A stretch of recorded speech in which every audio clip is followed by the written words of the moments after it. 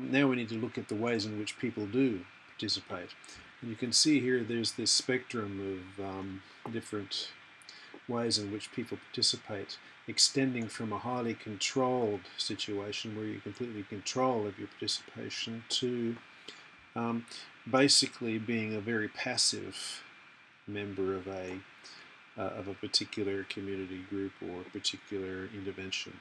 And all these different levels of engagement and participation in between.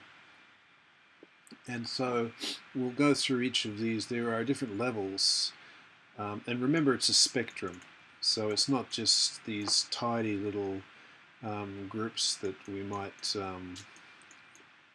try to classify participation in. It's actually a sort of a continuum. And often there are gray areas in between here, which we need to consider. So these levels are not distinct, but they should be seen as a continuum. And these various levels of community participation are dependent on the type of community that you're dealing with, who's in control, who's in charge, and who sets the agenda, and who owns the actual process. Ownership of process is actually quite an important term, and it's an integral part of community participation, community engagement, that communities are allowed to be, they're allowed to be owners. And so we can see here that if we start out with the high community control scenario,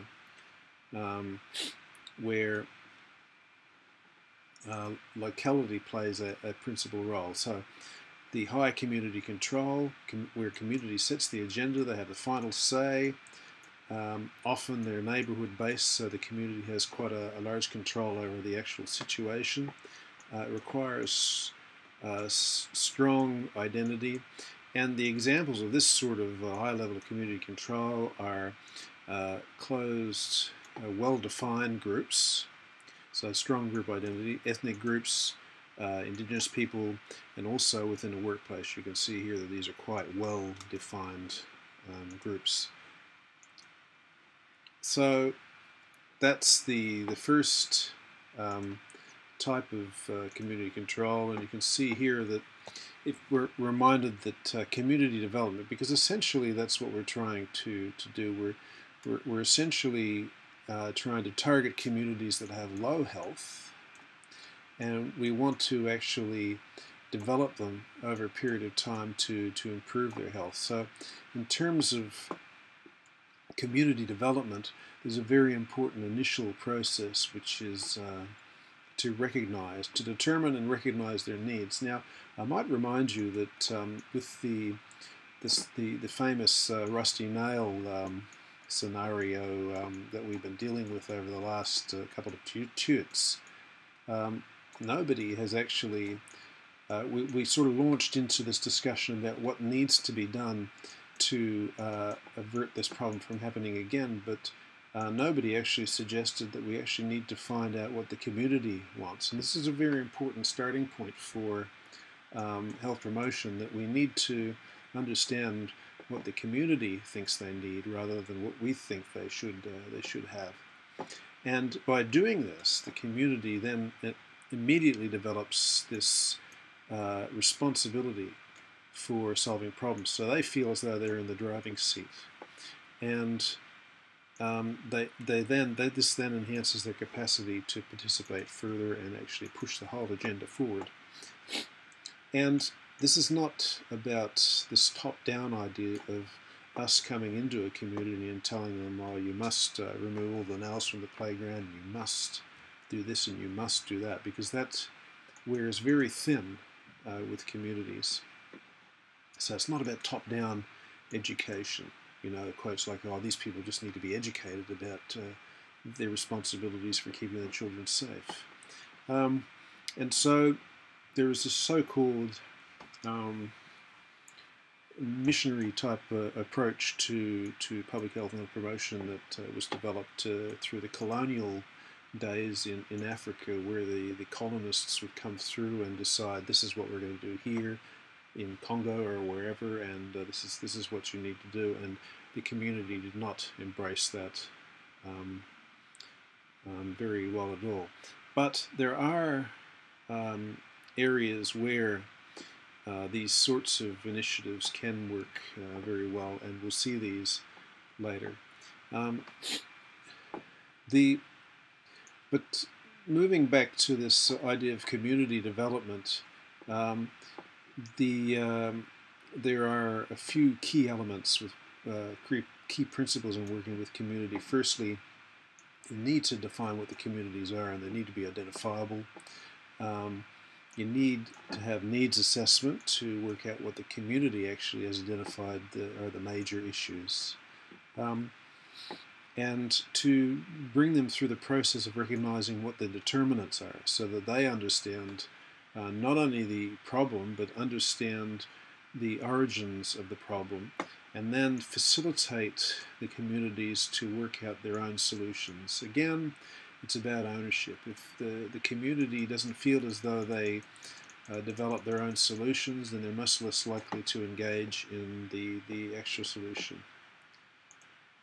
So some very important considerations. If we move on next from community control to representation, so rather than having complete control over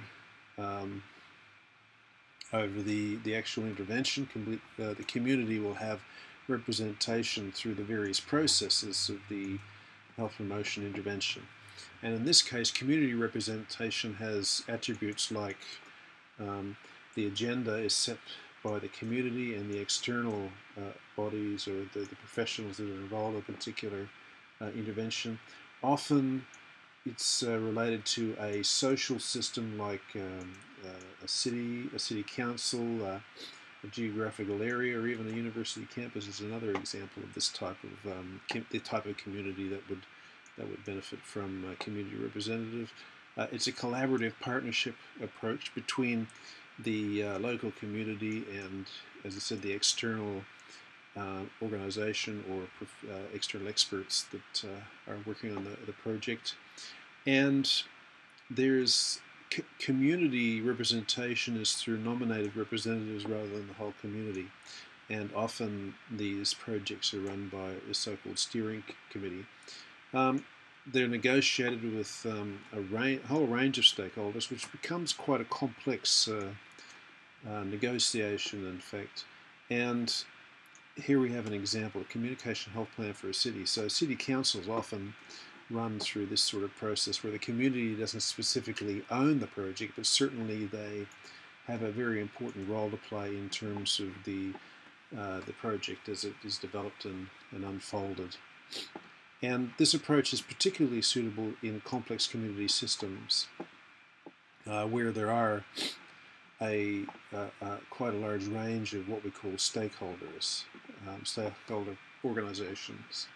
And the coalitions are often interorganizational, and they need to find a platform for working collaboratively and synergistically. So here's an example that we have of a multi-sectoral steering committee in a particular health workplace. So you can see you've got the health promotion project officer, but then you've got the medical and nursing people. You might have sports and rec officers, so it may be related to physical activity. You've got the safety aspect covered here with the environmental health and occupational health and safety. You've got an educator involved.